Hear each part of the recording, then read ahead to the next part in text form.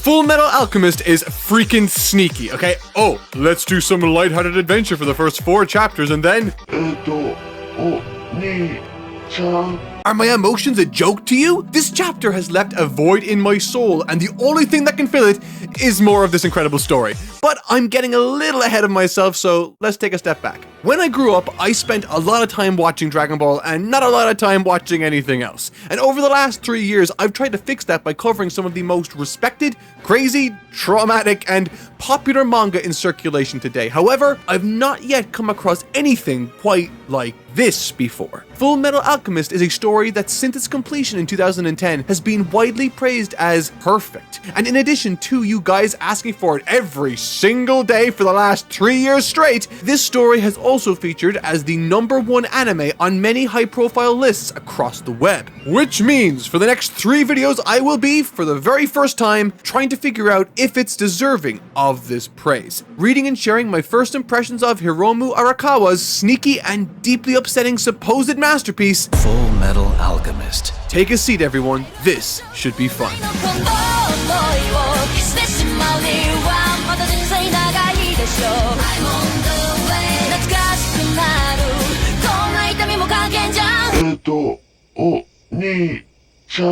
Alright, so like I said, the first 5 chapters of the story took me completely by surprise, and just for transparency, I'm going to be writing sections of this as I read them. I have no idea what happens after chapter 5 yet, but I figured I'd let you all know what I thought about the first 5 chapters because it was a really interesting bait and switch to me. And by interesting, I mean sick and twisted, but I digress. This manga has the strongest first page I've ever read. It illustrates the singular event that kickstarts this entire story, all the while interweaving the core message of it.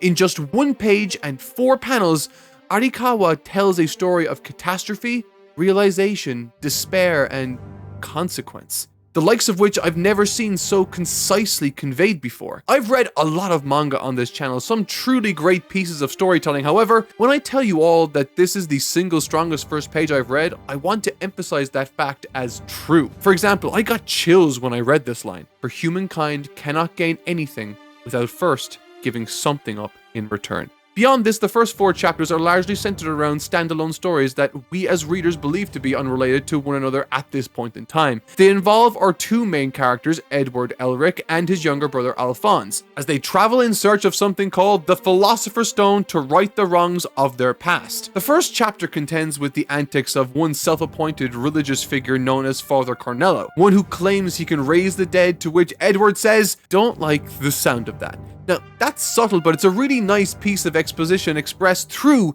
character expression. It suggests Edward's negative experience with such a venture, and it just really makes me want to lean in and learn more about this world. I think what I love about this manga also is that for these first 4 chapters or so, it tries to hide the horror of this world for the most part behind humorous artwork and some truly great storytelling. But at the end of the day, the true nature of this story always manages to seep through the cracks. In chapter 1, a young woman called Rose wishes for Father Cornello to resurrect her deceased boyfriend.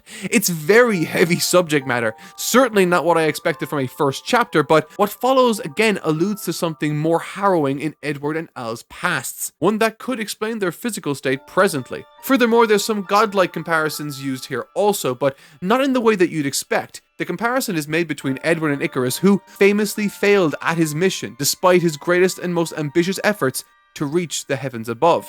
Furthermore, the story contained in chapter 1 is sort of perfect in its placing. Much like the townsfolk, we the readers don't know of alchemy and how it's used, and once we see what Father Cornello can do, we accept that there must be some legitimacy to his claims of divinity. And what bonds us with Edward and Alphonse from the get-go is their lifting of the cloak on this conman and his hoax on this town. There are, of course, other stories like the mining one in chapter 3, which paints this world in dirty shades of grey, the government being the antagonists in this instance. It seems that everyone in this world is fair game if their motives are misplaced, which honestly just makes things that much more interesting to me. But no matter what, I keep returning to the conclusion of chapter 2. It's explained to us that equivalent exchange is the rule with which this story abides by, that in order to gain one thing, something of equal value must be offered up in return.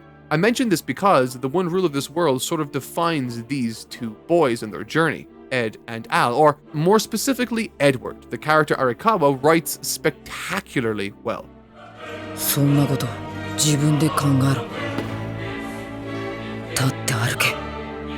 前へ進め。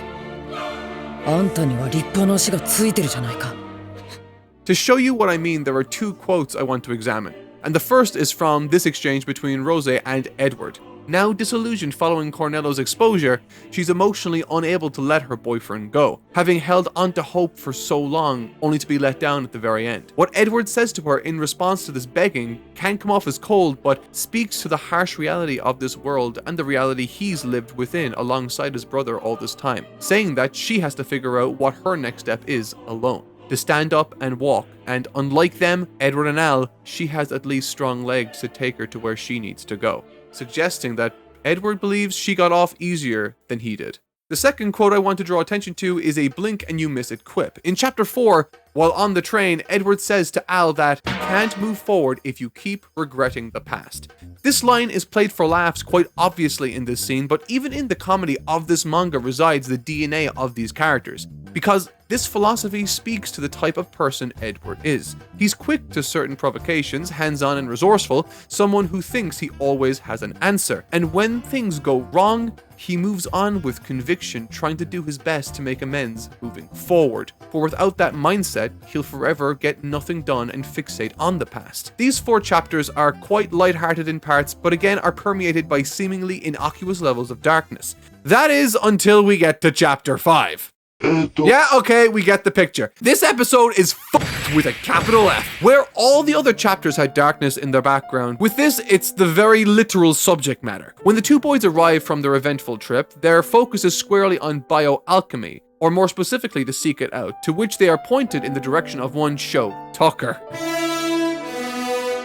He's introduced as the Sowing Life Alchemist for having, at one point 2 years ago, created a chimera, a fusion of 2 or more creatures that could talk. And that isn't even remotely the most screwed up thing in this chapter. Not by a long shot, and I think that's sort of the idea. The purpose of these first 5 chapters are to establish the main duo, reveal how moral they are, and in the background allude to something far more severe and dark. I'm not even kind of exaggerating that when it was revealed that Sho Tucker sacrificed his wife, his dog, and his daughter for the sake of his work, this manga evoked a fear deep within me, the likes of which I never even got from Berserk. And I think it has to do with what these 5 chapters do best.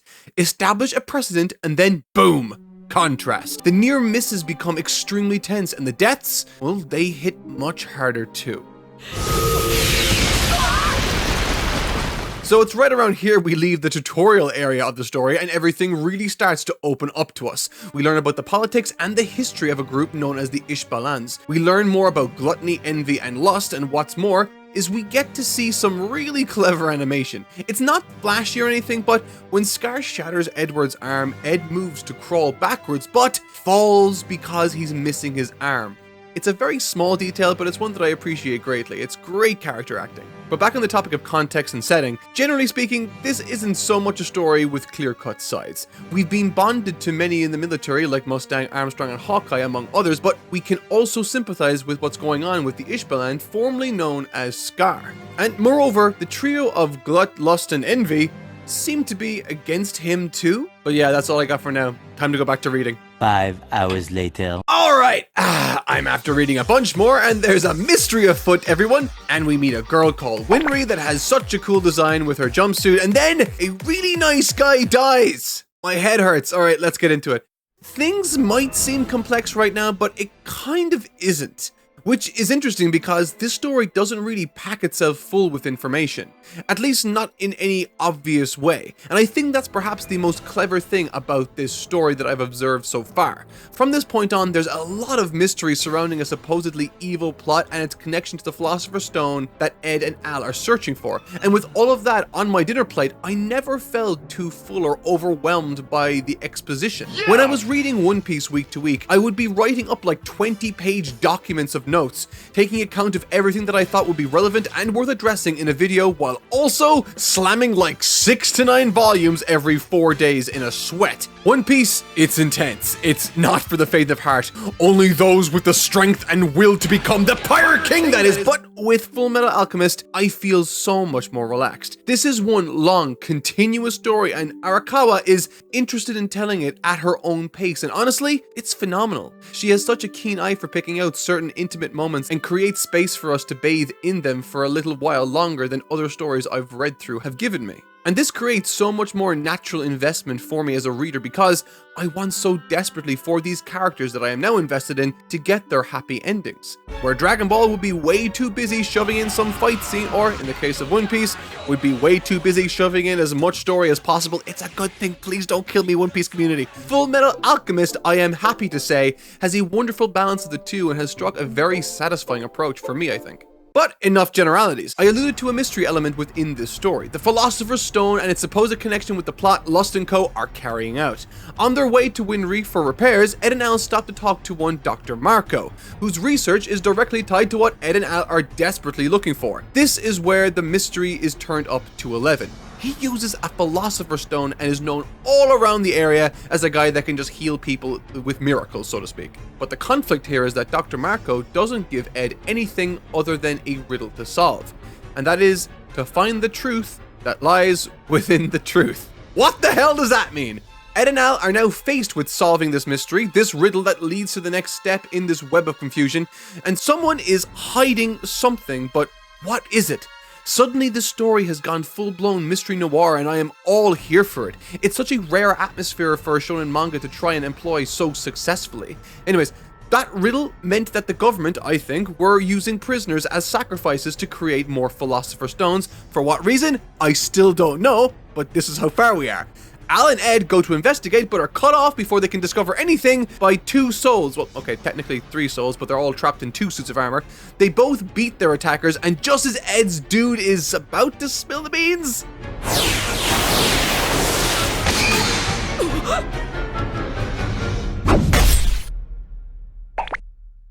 This story is screwed up. Despite his meddling, despite his looking for the truth, for some reason they let Edward live. Why? What's the significance? What's happening? Okay, jokes aside, I do have a theory, but you're gonna have to wait a teeny bit longer. Fullmetal Alchemist.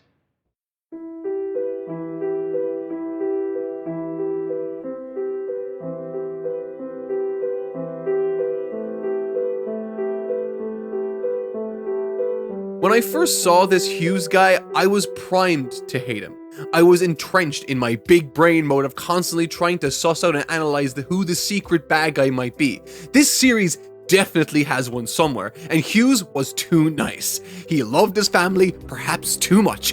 That could be motive, right? Well, it turns out he's actually awesome and one of the coolest characters in the series. He gave Winry a place to stay when she was repairing Ed's arm after the Lab 5 fight, and he even manages to deliver one of the most tense scenes in the series. This is another moment where Fullmetal Alchemist turns the drama up to 10 and we are all drawn in. Reading through this segment of the manga, I was immediately convinced of Hughes' innocence and was on his side 1,000,000%. Knowing full well that things were likely going to go south for the character, he found some key information that blows this whole case wide open, and that's the problem. But he escapes like a mad lad! Losing a lot of blood, but in the depths of pain and at the brink of death, he takes every precaution he can to send the relevant information, but he can't get through. It's tragic, and not even the best part of this fallout. Colonel Mustang and he had this straight guy, funny guy dynamic thus far, and with Mustang putting up with Hughes' antics for the sake of peace. But when we were at the funeral, and we see Mustang reflect on this, it's clear to see what Hughes meant to him specifically, and how badly this impacts him. Which means, moving forward, he's determined to come to grips with how he died, and more importantly, why he died. And once he gets to the crime scene, watching his detective abilities on show was fascinating. It's so easy to write these kinds of deductions like a super genius tying inconsequential pieces of information together in nonsensical fashions. But Arakawa does so here in a clever but grounded way. Mustang observed that Hughes chose to call from an outside line because he must have had reason to. Perhaps their ranks are compromised or involved. This is a perfectly reasonable deduction for him to make. Furthermore, once Armstrong arrives on the scene, Mustang reads in between the lines of what he says to him, inferring he has a gag order from someone higher up than even he, and understood from his wording that there are 2 murderers on the loose. I love this mystery surrounding the government, the Philosopher's Stone, and how the Ishbalans play into it, not to mention Edward and Al. It's fascinating, and in making us want to figure this out, it also makes us focus on the world building all that more.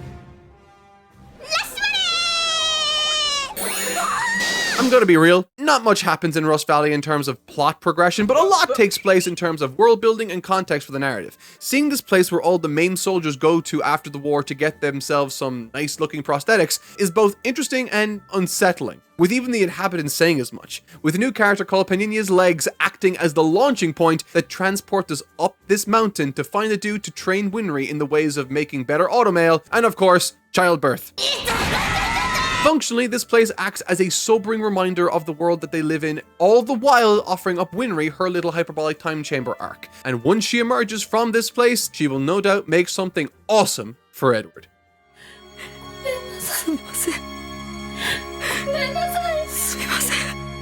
I think a large part of the story's appeal comes from a tormented world being seen through the innocent and well-meaning eyes and actions of 2 young children.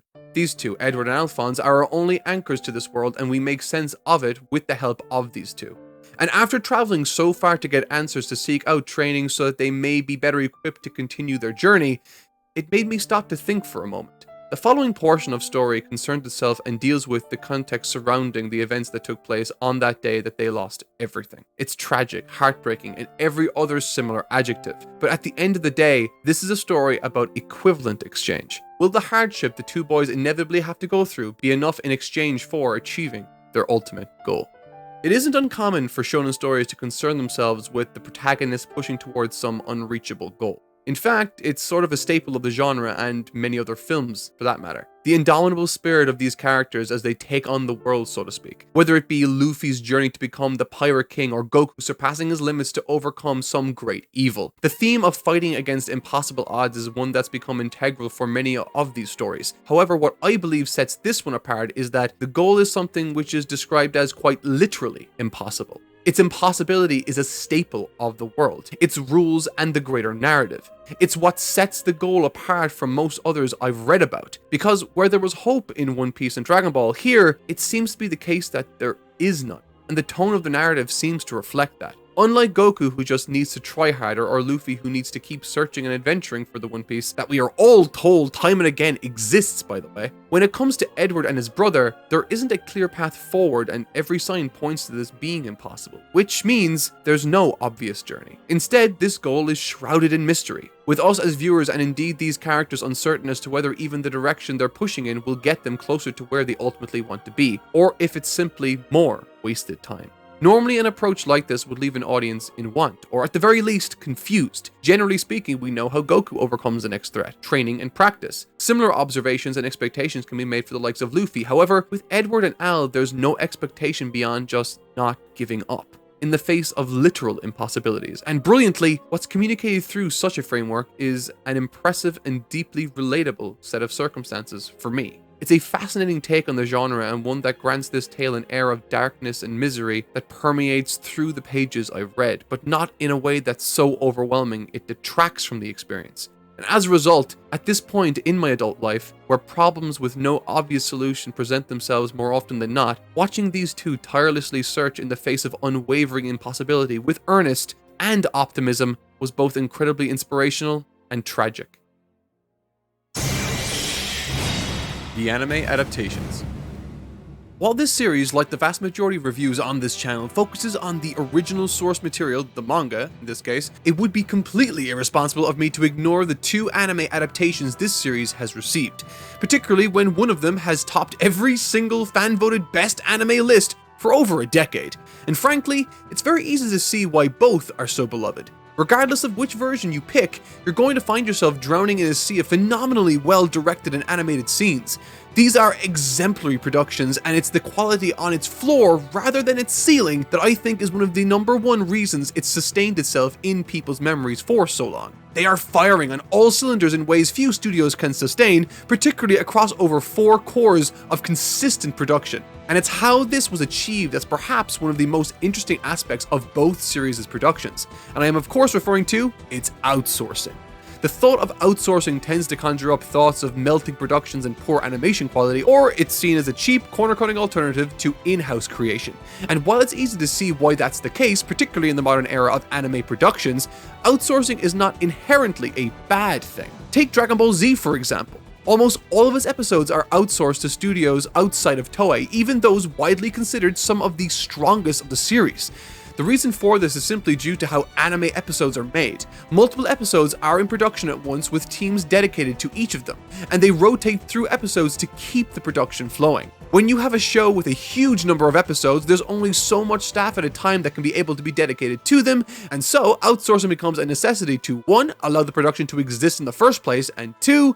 To allow bigger episodes to have more time for their completion. 2003's Fullmetal Alchemist anime had 21 of its 51 episodes outsourced. That's almost 2 full seasons of anime. In Brotherhood's 64 episode run, 25 of those were entirely outsourced too. Studio names like PA Works, Goga Kobo, Telecom, and A1 Pictures are just a few who worked on these shows, and I'm sure some of you savvy fans will notice some of these support studios have since gone on to produce high-quality shows all on their own. It shouldn't be a surprise then that much like the Dragon Ball example I used earlier, some of its best episodes came from those external studios. And then when you throw in Studio Bones' top-tier staff on top of that,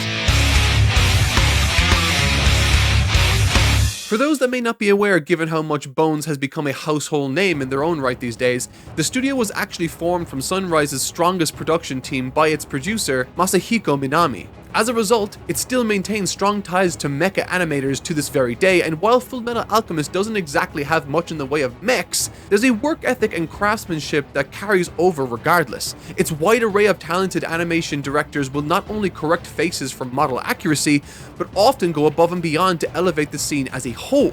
And really, it all comes together to explain just how these shows maintain an absurd level of polish during even its lowest moments. On the 2003 side of things, the series is led by director Seiji Mizushima, who is lovingly nicknamed Fatty by his staff, and is the person the director was based off of in the Shirobako anime. I don't think that's a nickname that's looked on all too kindly these days, but by all accounts, he was a real joy to work under, and the team had a great deal of respect for him in spite of that nickname. But for the most part, his directorial experience was mecha related, but he led the Shaman King anime in 2001, and while that series certainly doesn't shy away from its mech influences, I think the ability to also capture that fun shonen energy made him the perfect fit for a series like Fullmetal Alchemist. For the Brotherhood adaptation, Fullmetal Alchemist found itself directed by an animator turned director who, much like so many of Bones' staff, also had intense ties to mecha anime. He's someone who's been quite vocal about his love of Hayao Miyazaki's work also, citing Kiki's Delivery Service as one of the reasons he got into anime in the first place. It's an influence you can very clearly see in his debut show, Kurao Phantom Memory. It's just chock full of solid layouts with a real emphasis on the fundamentals of animation. However, that show was only 2 cores long, and that meant he was able to have a real hands-on approach to directing, using his strong drawing skills to really elevate the production itself. Contrast, Brotherhood's 64 episodes were more than double the length of Phantom Memories, and so that approach was simply never going to work. Instead, he had to lean heavily on the individual directors and storyboard artists on board the production. Delegating duties like that can be scary and sometimes leads to jarring disparity in quality across episodes, but thankfully he was blessed with a very strong directorial team within Bones itself, and a lot of that outsourcing sure helped alleviate the pressure too. In the behind-the-scenes sections of any other video, now would be an incredible time to talk about the character designers for each show, but I think with both series sporting seriously impressive design work either way, it's an element that's wholly down to preference on the whole, really. 2003's designs came from Yoshiyuki Ito, who's arguably a bit of a legend in this department. He's done some spectacular designs for the likes of Space Dandy, Hiso Maso, and there's a really distinct flavor to his work that seeps into his Fullmetal Alchemist designs too. They sport a far sharper edge than the manga's artwork and really lean into the idea of an adaptation rather than a perfect copy. On the flip side, Brotherhoods came from Hiroki Kano, whose design background really only extends to Razaphone and the Yu Yu Hakusho movie. In spite of this, His work here is remarkably competent too, with a staunch adherence to Arakawa's rounder and looser style. It looks great and really helps to sell the idea that Brotherhood exists to represent the manga as a whole, while 2003 veered off in its own direction by necessity. However, where both series really shine are their individual animators, the key players, the major stars, and I think to do them justice, they require their own space for a thorough exploration of what they offer each series. I'll be sure to include their section in future videos regarding this topic. But in the meantime, I think it's important to cover an aspect of the anime that is arguably as defining as its visuals. Its music.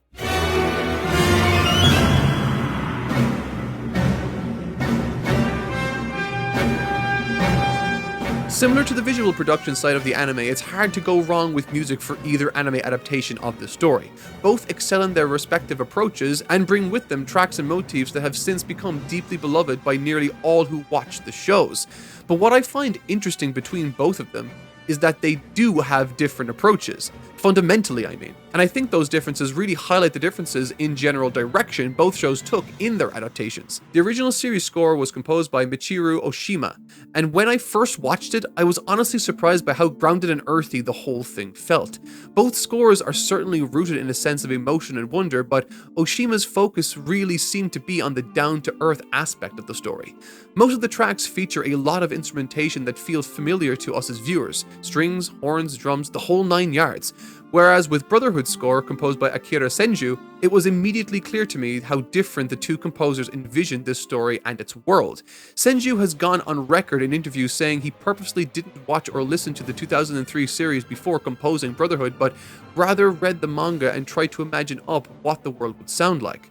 And where Oshima heard a grounded story set in a fantastic world, Senju clearly heard a story of fantasy, tragedy, and hope. Brotherhood's score focuses deeply on its emotional beats and a sense of fantasy and wonder. Pianos, string sections, and choral arrangements are everywhere in this score. There's a very grandiose nature to it all. It reminds me of something like Lord of the Rings, where its music and direction made each moment feel like the audience was lucky to be witnessing history in the making for these fantastic worlds. And yet, there's something that just keeps bringing me back to Oshima's 2003 approach to the show. No, don't get me wrong, the Brotherhood soundtrack is packed to the brim with absolutely wonderful works of music, helping the adaptation elevate its emotional beats higher than ever before, but I personally feel really drawn to the more grounded approach of the original show's score. As I read through the manga, the story and its world really did feel like upbeat characters with fantastical powers that feel secondary to the conviction and heart in the face of seemingly relentless negativity and impossible odds. So the direction of leaning into the character-driven element rather than the fantastical resonated with me personally. It's a direction I don't think a lot of composers, when tasked with writing for a story as crazy as Fullmetal Alchemist, would take. It very much reminds me of John Williams' score for Star Wars, where you also had this extremely fantastical universe and events, but instead had the music focus on the earthly minutiae of the characters. Hell, there's even a fair bit of Star Wars trademarked flugelhorn in Fullmetal Alchemist 2.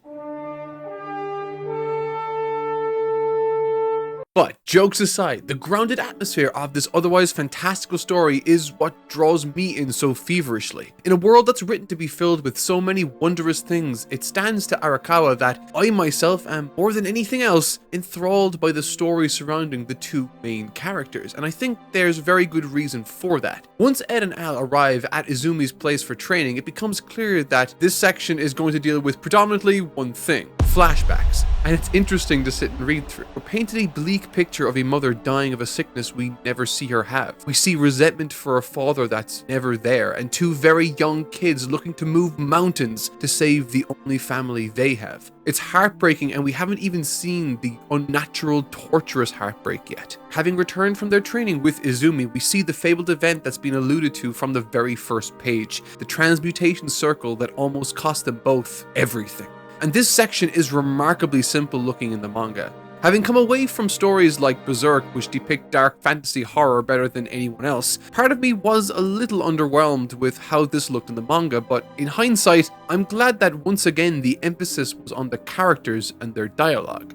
Getting a view of what happens in this transcendent state with Ed is a really cool idea, and I feel like it's littered with hints for the future and the mystery of this series, but honestly the most traumatic part is what follows. It's the aftermath, Ed's realization, his sacrifice, what creature he ends up creating in attempting to create his own mother. It's utterly horrifying, and the following reinforces the reasoning behind why Winry and Granny are so close to these two young boys now. I want to talk more about Al and Ed at the end of this video because I think their dynamic with this world is the key to this series, but right now I'd like to make a prediction. Okay, it's theory time. In the immediate chapter after these events, we get the boys' first interaction with the government, and it's with Ron Mustang. Ron Mustang. Ron Mustang. That's insulting. But interestingly, due to some mistakes made on a government recruitment document, he arrives in town to pick up the Elric brothers thinking that they were both in their 30s, but I think this is way too coincidental and this story is way too tightly written for something like that to just be coincidence. Following this event, Ed is seen as someone special, and seeing as we haven't seen his father in the picture at all, I'm going to guess that he's behind this decision. Maybe as a way of protecting his kids, or perhaps, more likely, to take advantage of their current circumstances as students of Izumi and now having tried to transmute life itself. If either of these are true, then that would mean that their father needs to be someone high up in the government or military, someone who has access to these documents. This also explains his consistent absence.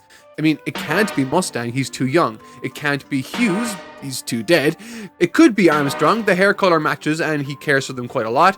And it could be President Bradley too, but we don't really know much about this fellow beyond that he has a network of intelligence and wants the boys out of the current investigation, which tracks with this. With that said, it could still all just be coincidence. The writing for this flashback isn't perfect. I mean, this is all framed, if you remember, as a flashback, a story Ed and Al are recanting to Izumi upon her request. But in this, we see conversations like that with Mustang or Winry that they weren't privy to. So how could they see these people's perspective? How did you know about the parts you weren't there for?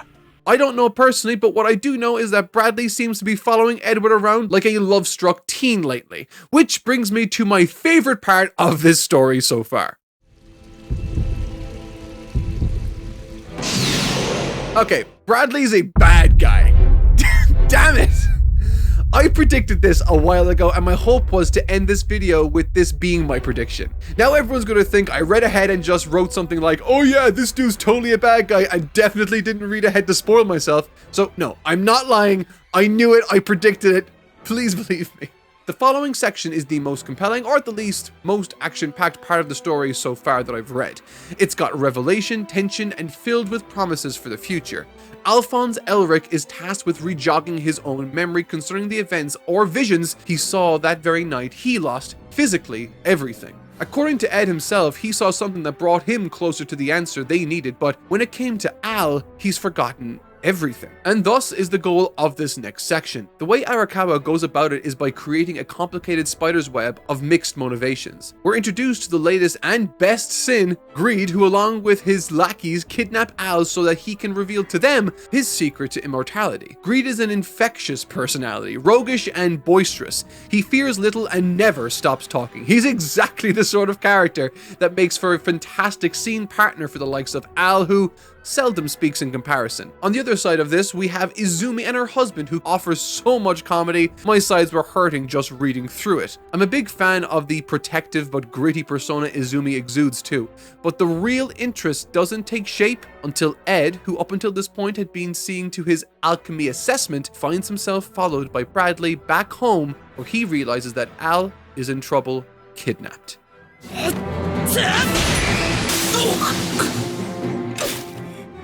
Seeing Edward in this big brother role is awesome to see, and what's hilarious is that Greed, who was up until this point the most unstable personality, once he meets Ed, he realizes what he's up against. This is a kid who isn't going to make a deal with such a dicey figure. The fight is compelling and Greed is terrifying. It makes me wonder if all the sins are capable of showing their true forms like this. But I think the most impactful part of all of this that people will remember and be in awe of is the reveal of Bradley. He is a competent fighter, yes, oh my god, yes, he's terrifying, but it's what happens in the sewer and the meeting he has later on with the other sins that really speaks to the terror of this situation. The military is compromised from the very top. He is led by this old man hooked up to a bunch of pipes. Maybe this is Edward and Al's dad now. I don't know, just throwing it out there, it's a complete shot in the dark. But all I do know is that Bradley was the one that named Edward the Fullmetal Alchemist. And with that being his official title and the name of this series, it makes me wonder if there's any significance to that name at all. Only time will tell, I think. And so, bringing this video to a close, I find myself in an unfamiliar position as a reviewer looking at this for the very first time. Specifically because this story isn't at all like what I expected it to be. And while I have only read about 1/3 of this story presently, I feel like I am starting to understand the dynamic of Alphonse and Edward so much more clearly now. And what was once an interesting duo to lead this tale has helped me better appreciate what Arakawa is trying to say with them in a profound way. A cursory glance at this story might lead you to believe that Edward is the most important character in the story and that his brother Alphonse is a sweet but ultimately secondary player in this story, acting only as a motivating force to push his older, more active brother into action. And while I fell prey to that very thinking initially, now I'm embarrassed to have thought that ever was the case. For it's the dynamic these two share in accordance with the antagonists of this world that effectively make up what Fullmetal Alchemist is trying to say as a story. And I think what makes this story as emotionally resonant as it ultimately is. But what do I mean? There is a lot of philosophy in this story. However, for the purposes of this one point and prediction I'd like to make, I want to focus on 3 central points of view. Starting off with Edward. From the very first page, it's clear what the events that define Edward are. In chapter 6, he's haunted by horrific dreams brought on by his guilt surrounding the incident. Right before their first run-in with Scar, he talks about how doubtful he is in the feasibility of getting his brother his body back. When I first saw Ed meet Dr. Marco, I saw this as a stark contrast between 2 very different individuals. Dr. Marco, someone who's haunted by the past sins of the government and military such that he harbors deep-rooted resentment, projecting them onto Edward, who I thought was convincingly not allowing his past to define him and instead push forward. The first time we see Edward in the manga is at the single most traumatic moment in his life before cutting to him pushing forward in a light-hearted fare. It demonstrates exactly who he is as a character. Tortured, yes, but also tenacious and convicted, working with his trauma in a productive way. And I thought that was it for a very long time, until Ed visits his mom's grave because he's restless. He wants to spend every single moment pushing towards his goal, making progress on a journey that seems hopeless, all the while Al, who has lost the most out of the 2, is much more inclined to insist that they rest and enjoy the day. Edward has an outwardly good attitude towards leaving negativity in the past, but he seems to always be focusing on it, using it as a fuel, with the most pressing cost to him being his sacrifice of the today, the here and now. There's an interesting quote from Granny Pinocchio on Edward Elric and his nature in this chapter too. It says, "I wondered where in that little body all that strength was coming from. And because he's so strong, I worry that when he does finally find an obstacle he can't overcome, will he be able to get back on his feet?" By pairing this exposition with the small outing Edward is on to his mother's grave, it gives this chapter a very heavy and emotional atmosphere rooted in the mistakes of the past and how they inform our futures. Not just through Edward's tireless pursuit of answers to his greatest problem, but even with regards to the Ishbalan War that took Winry's parents and Granny Pinocchio's family. While those events took so much from them, it very much defines how they live now. Granting prosthetics is a successful business thanks to the war's aftermath, and similarly, that horrific past even now defines both Edward and Alphonse's lives as they know it. Exemplified almost immediately after once Ed gets his arm back for the very first time, he runs to repair his brother without hesitation. Everything he does, all of this study, all of the torment and struggle, it's not just for himself, it's for his brother, and that's what he cares about. So let's talk about Alphonse. Alphonse, while having the most to gain from this mission, is the one who, interestingly, is more grounded in the here and now. While he still wishes to regain his mortal body, he does so for totally different reasons to why Edward pushes in such a direction. He wants the body not to make up some difference and to get even with the universe, but to instead better enjoy the here and now. There are massive ethical and physical struggles over the morality of extending a person's natural life towards immortality in this story. This is visually demonstrated through the horrific chimeras as well as all the actions of the sins themselves. In the case of Alphonse, he has everything the antagonist protagonists of this story want. He has an immortal existence on this plane, and that's exactly what makes him dislike his current existence so much. Because without being able to feel pain, taste good food, or feel the rain in his skin or the wind in his hair, it's all just a muted experience, a life that's practically meaningless. And you might think that Edward is closer to Al's outlook on life than the antagonists of the story, but I would argue differently. Unlike Alphonse, Edward is the one to blame for the bulk of what tragedy unfolded. He led the charge, and as a result of that, met a series of crippling consequences along the way, both literally and figuratively. In order to right these wrongs he sees himself having committed, he doesn't allow his feelings to compromise his forward progression. However, in the same way the villains of the story have their focus squarely on the future they want for themselves, Edward's mind is consumed with guilt over his past. And nowhere is this more evident than in Rush Valley, where we learn of his state alchemist pocket watch, where on the inside of it is etched a specific date, the 3rd of October, a date he promised himself he would never lose focus of. For those same reasons, he destroyed his family home. He is so consumed by the guilt of that event and the consequences he wrought on his own family that he has dedicated every waking moment to perfecting and investigating this mysterious power system in the hopes that one day it will reveal to him something that will allow him to move on with the rest of his life free of guilt, impossible as it seems to be. So in a way, he is as good and as talented as he is, not just because he's a genius, but because he's obsessed. And perhaps that's why he denies that compliment every single time it's offered to him. Alphonse has the immortality that everyone is after, and yet he hates it, while Ed is living in the past and others are worried about their futures. This is a story not just about equivalent exchange, but about life itself, what you need to give up on or not give up in order to lead a fulfilling life.